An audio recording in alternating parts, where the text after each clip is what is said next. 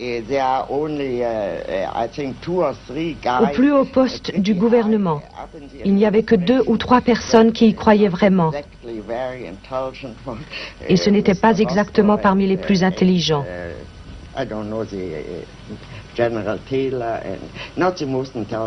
En fait, ils n'y croyaient même pas. Mais toutes leurs actions s'en tenaient à cette théorie. Ils n'agissaient pas par mensonge ou parce qu'ils voulaient se faire bien voir de leurs supérieurs, mais parce que cela leur donnait un cadre dans lequel ils pouvaient travailler.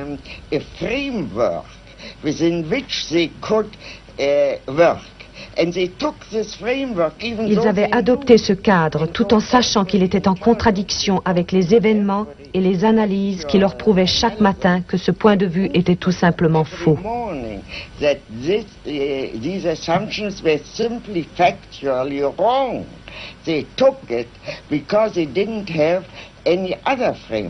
Notre siècle me semble dominé par une persistance de modes de pensée fondés sur le déterminisme historique. Yes, and I think this has very good reasons. This belief in this historical necessity. Il y a de très bonnes raisons à cette croyance en la nécessité historique. Really an open question is the following. We don't know the future. Nous ne connaissons pas l'avenir. Acts into the future. Tout le monde agit en vue de l'avenir et personne ne sait ce qu'il fait parce que l'avenir se fait.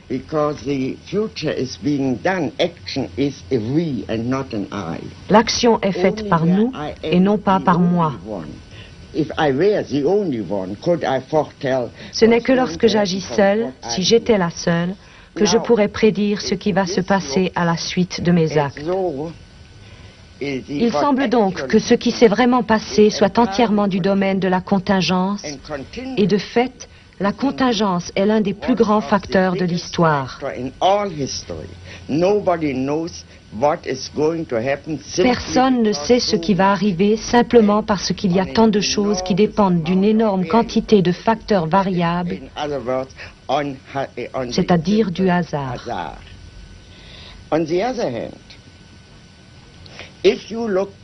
Par contre, si l'on regarde l'histoire, rétrospectivement, on peut dire que l'histoire est logique.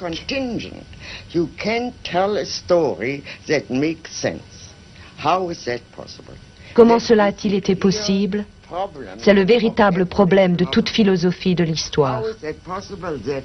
Comment est-il possible qu'après coup, il semble toujours que les choses n'auraient pas pu se passer autrement? All the variables have disappeared and reality is of such an overwhelming.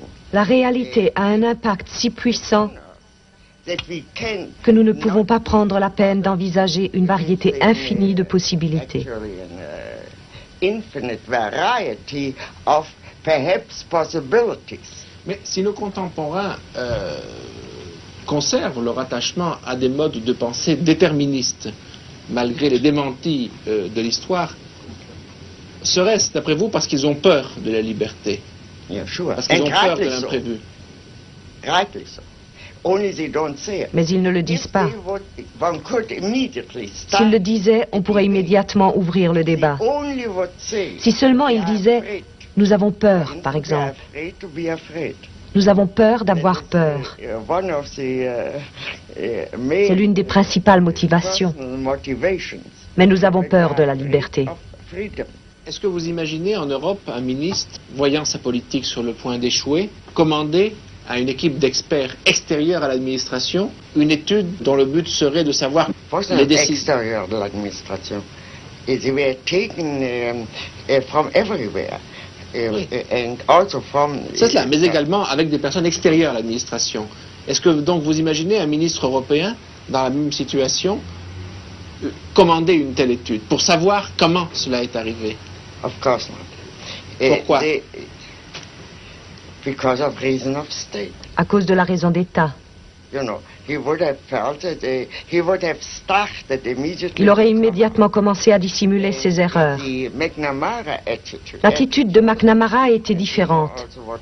J'ai cité au début de mon essai sur les documents du Pentagone l'un de ses propos. Ce n'est pas un très joli spectacle que de voir la première des superpuissances tuer ou blesser chaque semaine des milliers de non-combattants. Comment en sommes-nous arrivés là? C'est là une attitude américaine et cela montre que la situation était encore saine parce qu'il y avait encore un McNamara qui voulait en tirer un enseignement.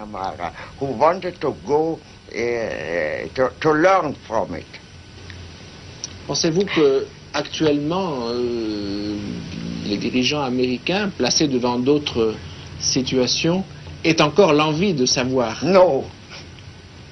I don't think that a single one is left. I don't know. No, I take that back. But I don't believe that. I think that McNamara. Je crois, si je ne me trompe, que McNamara était sur la liste des ennemis de Nixon. Je l'ai lu aujourd'hui dans le New York Times.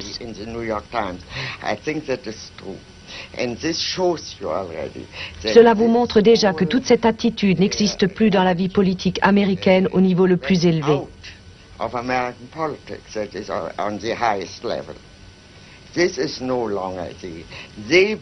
Ces gens-là croyaient déjà à l'image qu'il fallait créer de soi. Mais en se disant, pourquoi n'avons-nous pas réussi à nous créer une image? Et on pourrait dire qu'il ne s'agissait que d'images.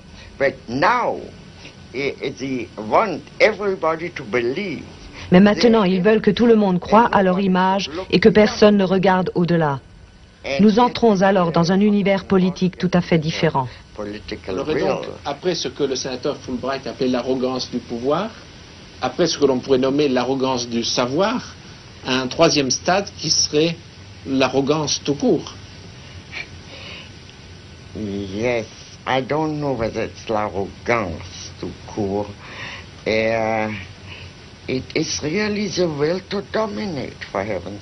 C'est plutôt la volonté de dominer. Jusqu'à présent, cela n'a pas réussi. Je peux encore aujourd'hui m'asseoir à cette table et vous parler librement.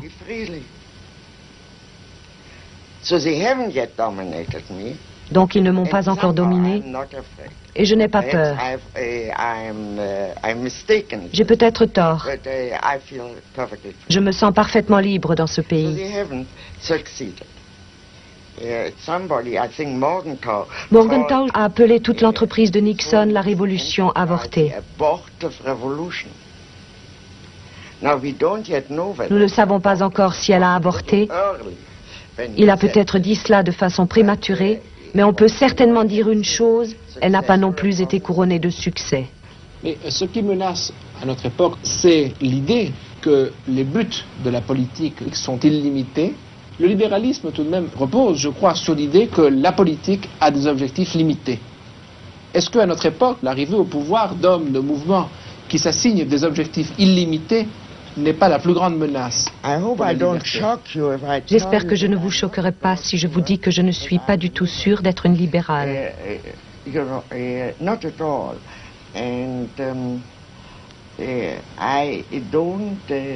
n'ai vraiment aucun credo en la matière. Je ne professe pas de philosophie politique que je pourrais résumer par un terme en isme. Certainement, mais c'est tout de même à l'intérieur des fondements de la pensée libérale, avec les emprunts à l'Antiquité, que se situe votre réflexion philosophique. Diriez-vous que Montesquieu est un libéral? Would you say that, all the people whom I take into account throughout the Middle Age, moi je me sers où je peux. And I take whatever I can. Je prends ce que je peux et ce qui me convient. That is, I do no longer believe that I think one of the great advantages. L'un des grands avantages de notre temps, c'est ce qu'a dit René Char. You know what René Char said? Notre héritage n'est garanti par aucun testament. Précédé par aucun testament. N'est précédé par aucun testament. This means we are entirely free. Cela veut dire que nous sommes entièrement libres d'utiliser où que nous le voulions les expériences et les pensées du passé. The experiences and the thoughts Mais est-ce que cette of liberté, our past. mais est-ce que cette liberté extrême ne risque pas d'effrayer beaucoup de nos contemporains qui préféreraient trouver toute prête une théorie, une idéologie et être en mesure de l'appliquer? Cette liberté que vous définissez, cela risque d'être la liberté de quelques-uns, de ceux qui auront la force d'inventer de nouveaux modes de pensée. Non, non. It rests only on a conviction. Elle ne repose que sur la conviction que chaque être humain, en tant qu'être pensant, peut réfléchir aussi bien que moi et peut former son propre jugement s'il le veut. As well as I do, and can therefore judge for himself if he wants to. How I can Ce que je ne sais pas, c'est comment faire naître ce désir en lui. This I don't know. That is, I am not the only thing which can help us, I think, is really to réfléchir. And to think always means to think. Réfléchir, cela signifie de toujours penser de manière critique.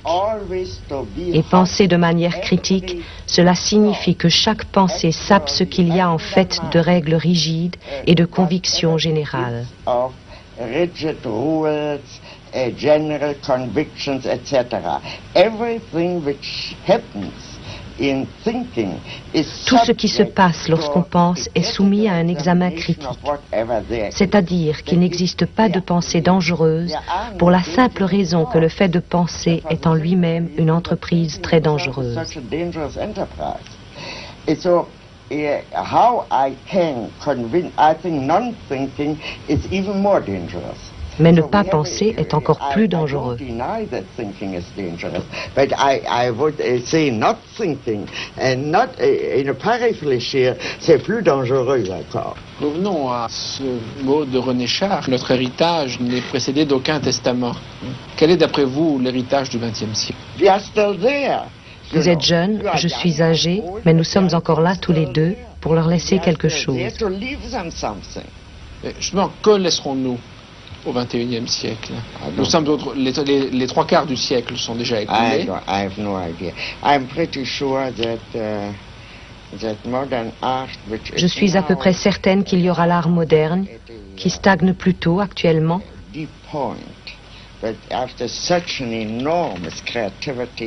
Mais après la grande créativité des 40 premières années de ce siècle, notamment en France, il est naturel qu'il se produise un certain épuisement.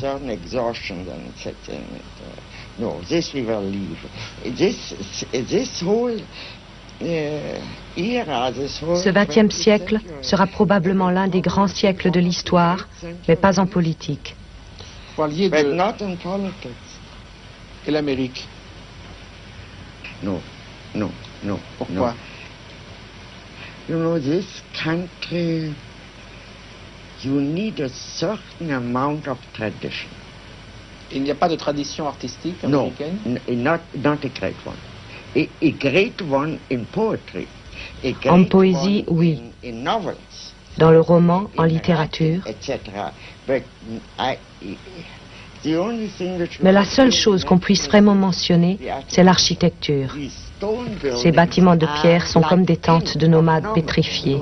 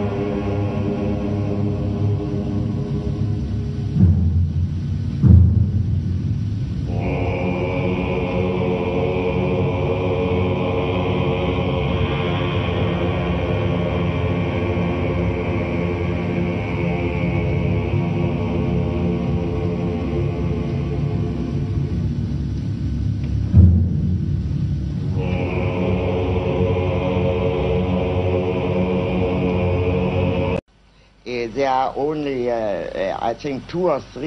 plus haut poste du gouvernement, il n'y avait que 2 ou 3 personnes qui y croyaient vraiment. Et ce n'était pas exactement parmi les plus intelligents. Notre siècle me semble dominé par une persistance de modes de pensée fondés sur le déterminisme historique. Yes, and I think this has very good reasons. This belief in this historicalness, not the most intelligent part. En fait, ils n'y croyaient même pas. They didn't believe in it, but in everything which they did. Mais toutes leurs actions s'en tenaient à cette théorie. And this not because they were liars. Ils n'agissaient pas par mensonge ou parce qu'ils voulaient se faire bien voir de leurs supérieurs, sachant qu'il était en contradiction avec les événements et les analyses qui leur prouvaient chaque matin que ce point de vue était tout simplement faux. These assumptions were simply factually wrong. They took it because they didn't have any other friends, superiors. These people really were all right. Mais parce que cela leur donnait un cadre dans lequel ils pouvaient travailler.